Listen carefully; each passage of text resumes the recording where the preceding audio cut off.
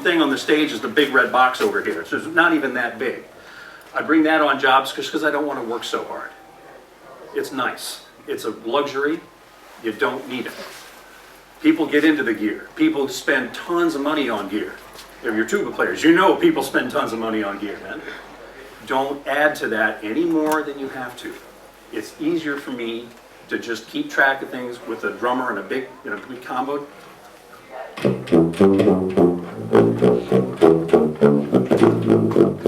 Makes it easy. I don't have to work nearly as hard. And this is nice. When you get a small amp, it's really nice. You can still sound like a tuba. I've had gigs where there's a PA system with the Balkan band I play in. And my buddy Keith in Baltimore, I'll throw my bass amp in the truck. It'll be fine. I'm thinking he's going to throw like a big combo amp in the truck. No. He throws in his like 250 watt Ampeg 2x14. I'm like, oh my gosh. It's a room. We're playing in a room smaller than this, and I've got 350 watts of raw wall-crumbling power behind me. It's hilarious. You don't need it. Band leaders don't want it. The guys who are going to call you back are the ones who are the guys who you go in and you play nice and understated. It's nice to have. Don't sweat it. The microphone, all the other stuff, low-end gear, man. Bought this thing used to just a standard old cheap Open mic. Don't sweat the gear. Don't spend tons of money on it. And it's the horn itself. I bought this here. Bought it in the exhibits about 15 years ago now. Bought it from Dylan Music. It has no business playing as well as it does. It's a hook. It's hey, look at that thing. Draws people in. Gets them to listen. It's turned out to be logistically really nice. I'm not schlepping around a humongous tuba. There are guys that do that. More power to them. I use this thing. Yeah, it's kind of ugly looking. Yes, it's a sort of a gimmick, but it lets me get around and play some solos that I wouldn't normally be able to do. Here we go. Yes, it's an appearance thing. It kind of fits in the Dixieland gigs that I'm doing. It goes really well in the beer garden. This thing with the lederhosen and the little hat, I'm the Burgermeister, man. I walk in and people go, wow, check that out. They know that the party starts. And I know that's kind of disillusioning. Some of these gigs, it's, just how you look is just as important as how you sound, but it's true. You can't get away from that. You can't get away from that in any gig. I mean, this horn, I'll be sitting there playing. I could be playing like the Second Coming of Jaco Pastorius, and no one would know. But I hang the Stein on my slide and keep playing. I rule Instagram when I'm like this. They can't get enough of it. Look, he's got the pad up right now. Shots. Wait, unstoppable. Back. Yeah, wait a second. Go back. I need to know.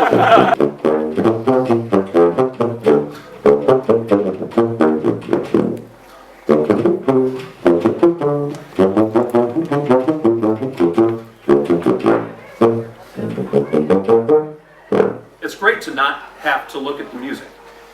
If it's not a good high chop day, don't have to do it. I'll just do my own, play low. The low chops aren't working so much, fine. I'll get up in the meat and potatoes register.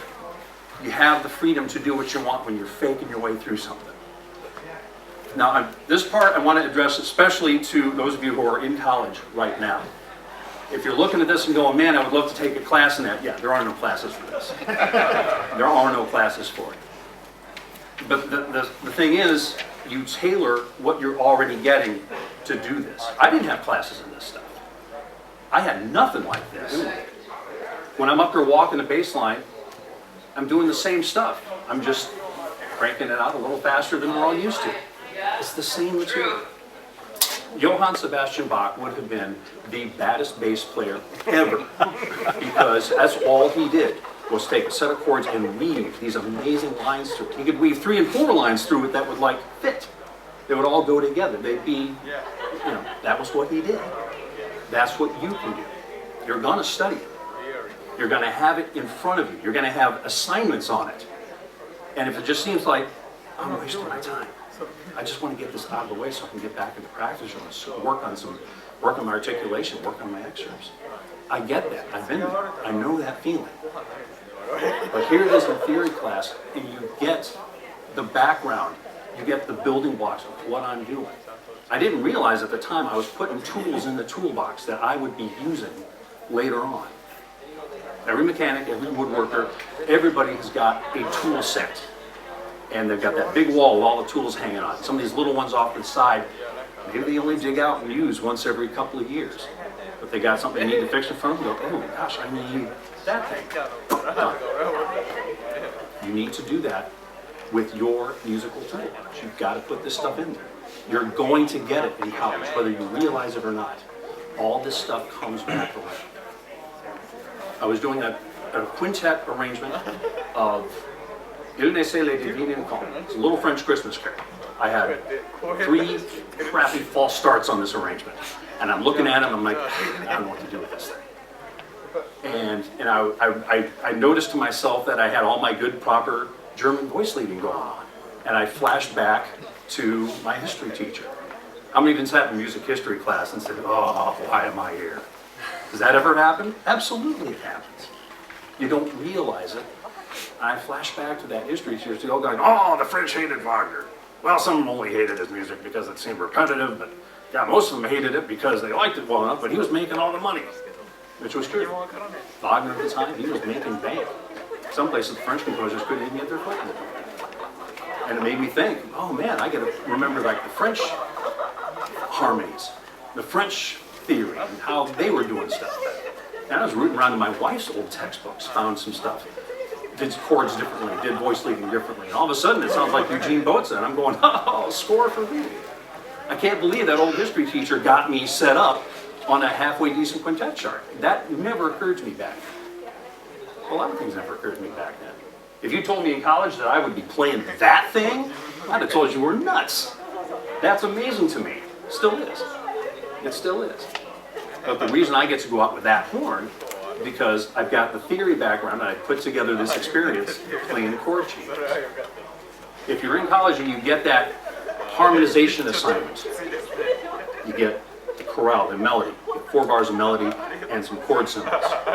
And you've got to piece that together. You've got to create a 4-part chorale from that. And you have to obey all the voice leading rules. No parallel fifths. The passing tones have got to resolve in the right direction, etc., etc., etc. Man, that seems really, it seems daunting, and it seems just really nitpicky. It seems like a real pain in the backside. And it did back then, it does now. But it's a tool that you're putting in your toolbox. If there's a Dixieland combo up here and I'm walking bass lines, that's what I'm doing. I am doing a harmonic, I'm doing a chorale. I'm writing a chorale. I'm writing the bass part to the chorale. I'm just writing it on the fly. And I'm doing it a little faster than I did in college. That's all I'm doing. Not voodoo, not rocket science. And then, after your theory class, comes the ear training class. Anybody actually enjoy their ear training class? No. If you'd raise your hand, I'd have told you you're lying and kicked you out. Nobody enjoys ear training. Man, that's nasty. Plays a note on the piano, sing a major seventh above that. Forget it.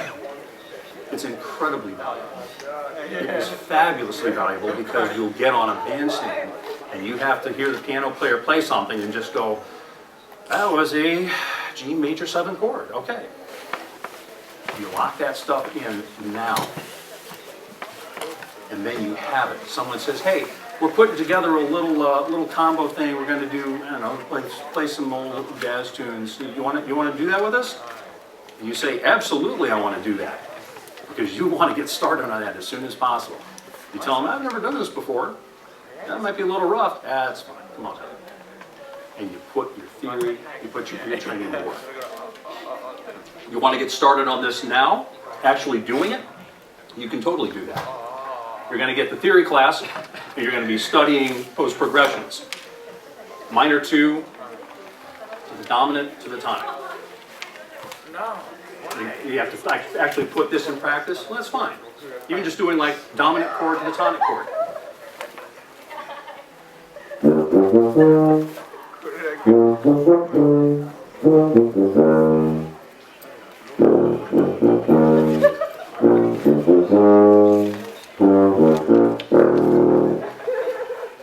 I can actually do it a little faster because I've been doing this for 20-some odd years.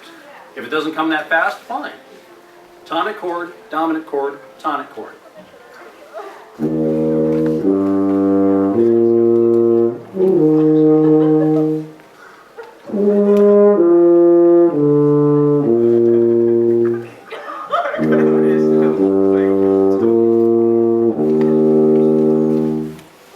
if you're by yourself, you can assemble them any way you want.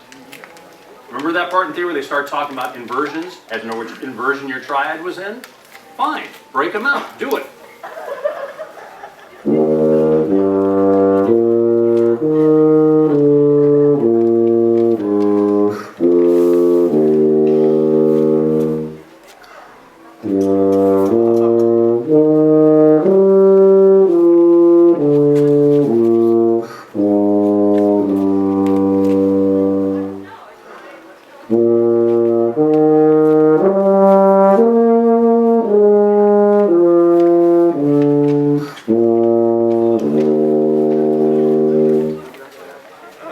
Take your time putting these things together. If you have to like hold on to a note for 4 beats while you figure out what the next note is, cool. Because what have you done? If you have to wait 4 beats, if it's actually that slow and you have to wait 4 beats to figure out what the next note is, what are you doing? You're doing long tones. And you all need more long tones. And if you're bored with the long tone exercises that are on that photocopied piece of paper tucked into your binder or the back of the etude book, fine. Get away from them. Pull out your theory assignment. Figure out what you're working on. German augmented 6 chords, have fun. Spell them out. Do them. Tonic, German augmented 6, tonic 6-4, 5-7, 1. You'll see that in all sorts of, that's like a standard, that's a staple of classical music. Go ahead and do that on your horn. Do it slow. Get used to how they sound on the horn. That's the magic. You start putting these chords to practice. The chords you already have to study in your assignments. The chords that you're listening to in your other music. You put them into practice on your horn as slow as you need. Those nice long notes, that's for you. Getting used to spelling chords with your fingers, that's for you. Getting used to arpeggiating things up and down, not always starting on the root, that is for you. Once in a while I'll get on a tune, we'll be playing a Dixieland tune, and I'll see these chords going by and I'll realize I can sit on one note for like 8 bars and it technically fits. That note is in all those chords. So I'll do it. I'll wait till like the last chorus where everyone's blowing like crazy, and I'll just get on one note and pound it over and over and over again with a big crescendo. Man, drummers think that's awesome because they know I'm leading up to something. They're like, yeah, man, that's great. And I paid attention in theory class. It's smoking. That's my win. You can do all of this stuff. If you're wondering where the class is where you learn to do this, you're getting it. It's right there in front of you. And I know it seems like drudge work. Theory professors aren't always the most entertaining people. There's not always the most cosmically spectacular delivery. Been there, I know. But that's for you. They're handing you this stuff on a silver platter. You need to get out there and take it. You're gonna be working on it. People wonder how I'm keeping time with a drum set. Is that like, is that a great big deal? I learned in the Marine band that the tuba, how many of you had a band director say tubas, you're behind? Has that ever happened to anybody? Oh yeah, shocker, it happened to a lot of people. Guess what? 90% of the time they're right. And that's kind of sad, but it's true. It's true. You got to get that mouthpiece vibrating, then it's got to get the horn vibrating, then it's got to get that big column of air vibrating, and the sound's got to get off the back wall and get up the conductor's ear, and it's going to be that far behind all the time. All the time.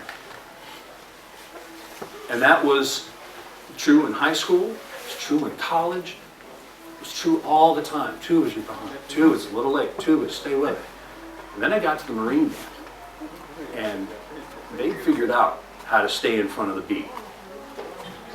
Tom Leckberg, Ron Haney, Ike Evans. These were the senior guys in the section when I joined up. And holy smokes, could they keep time. It was unbelievable. And it was a little intimidating because I'd never been able to just stay out in front of the beat, just have like ESP, know where the conductor wants that thing and start it just ahead of time so boom, everything's out there. I'd never been able to do that. I got used to it. It took me years to learn how to get that horn sound started. Get the sound of the horn out there. Get it going. So much so that when I started playing Dixieland on a regular basis, I was like, yeah, wow, out in front of the drummer. That's a little scary. That was new.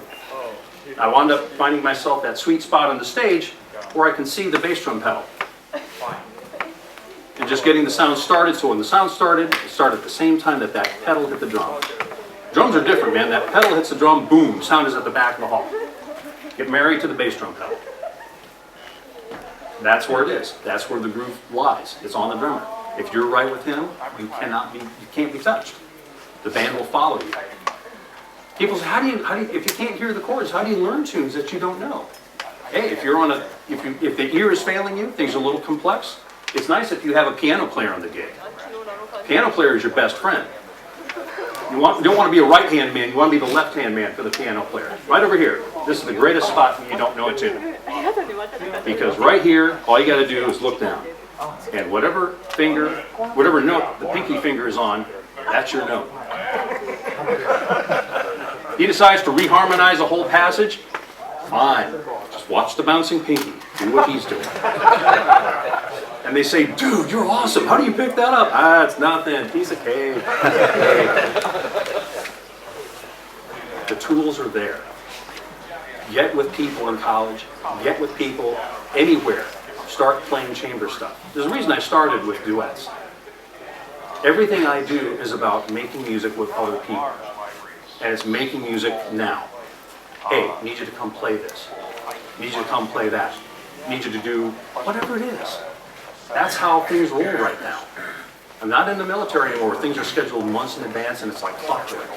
And I got, someone managing the calendar and boom, boom, boom, and all that happens. It's phone calls. I cannot tell you how proud I am that there was a schedule glitch here, totally unforeseen, and Don Pallmeyer called me. That is amazing to me. My head's like, when that happens. But then, man, I got to come up here and do something. What's the first thing I do? Call my buddy, Joanna. Did you bring your horn? I really hope so. I really hope so. Get with people, be playing with people, get used to playing and helping out other people play. This warm-up session we just did, fabulous. Playing two-part stuff. Let's work on your intonation. We work on the intonation all the time. It's a wonderful way to be as a freelancer. Just assume that every note you play needs tuning, and every note that everyone else plays needs some help. And you're going to help them out. Set yourself up to just help out however you can in the spur of the moment. It's easy playing with you. I like working with you. That's when you know the phone is going to ring again. That's part of, and that kind of chamber playing translates into the combos, into the Dixieland stuff.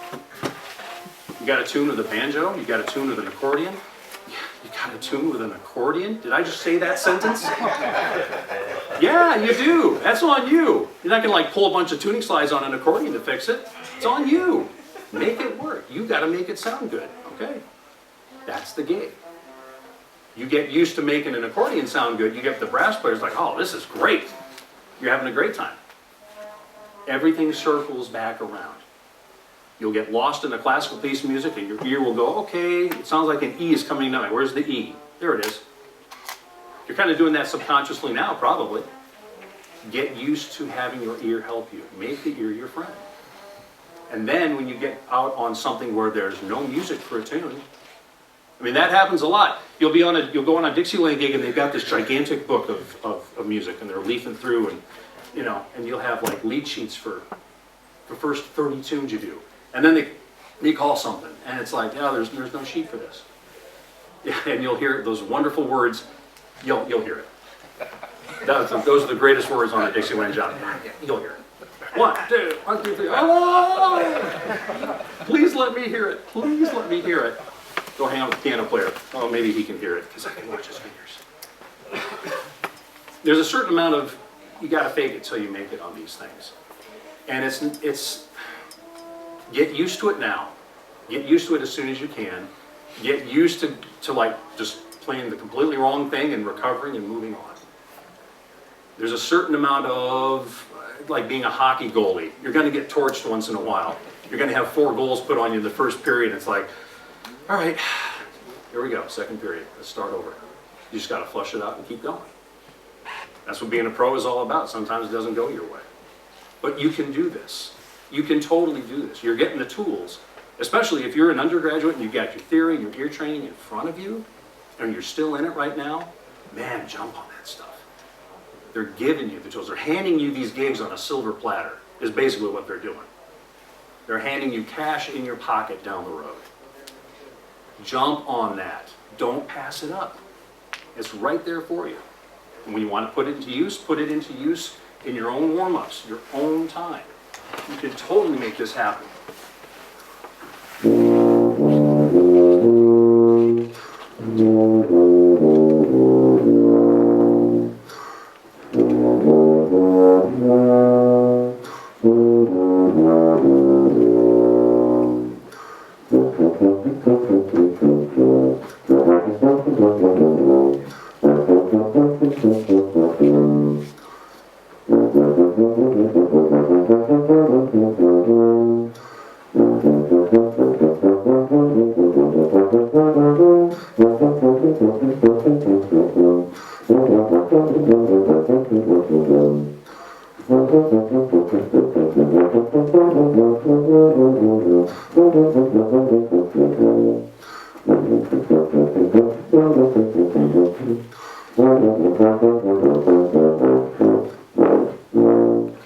When you start inventing your own arpeggios and putting together, if you start sounding a little bit like a Blazevich etude, you are on the right track. And then when you want to challenge yourself, pull out that Blazevich stuff and try and piece it together. Has anyone tried to play a Blazevich etude and just play the notes in one big string? It's hard, man. Those things are brutal. If you sit there and look at the music, figure out where the chords are, what the chords are, you're going to find some very stock chord progressions on a lot of this stuff. Blazevich wrote chord progressions. He was writing chorales in these big moving lines. You go through and do a harmonic analysis on a Blazevich etude, all of a sudden things make a lot of sense. And Blazevich he's the best example of it because you'll get into the middle of one of those things, the bottom third, and there's flats and sharps and double sharps every which way, and you're going, what was he smoking when he wrote these? That's what he's doing. It's chord progressions. You start digging into other stuff. Where are the chords? That saved my keister once on a Marine Band concert. We had some transcription of something. Anybody see the class yesterday with the Marine Band guys? They were talking about orchestral transcriptions. And they played the lace preludes with all the big arpeggios and stuff. We had something on the stand, some old warhorse of transcription. It was solid triplets. It was just like 50 bars of this. Non-stop stuff. And I was, I knew I was in real trouble. was in real trouble. Did a quick harmonic transcription, and it's just a bunch of diminished chords and a couple interval things. Oh, okay. Now I at least have a beat on what I'm doing. Had to figure out where to drop notes so I can breathe because it's 50 bars of triplets. Yeah, okay, fine. I'm going to start dropping notes where I don't have to play so many of the chord numbers. I'll schedule my breaths that way so it just eases up the fingerings. And so I was playing, little 2-bar phrases with my breaths, but the time was there.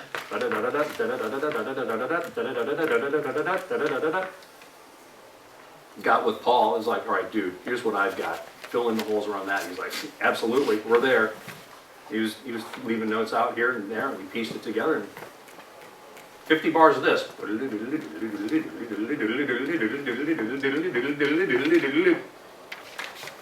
And we put that together in 2 days. Man, that was a nightmare waiting to happen, and it came together. And it didn't take but just 15 minutes of harmonic analysis and scribbling some notes in the margin. This stuff will come around and save you. This stuff all comes back around.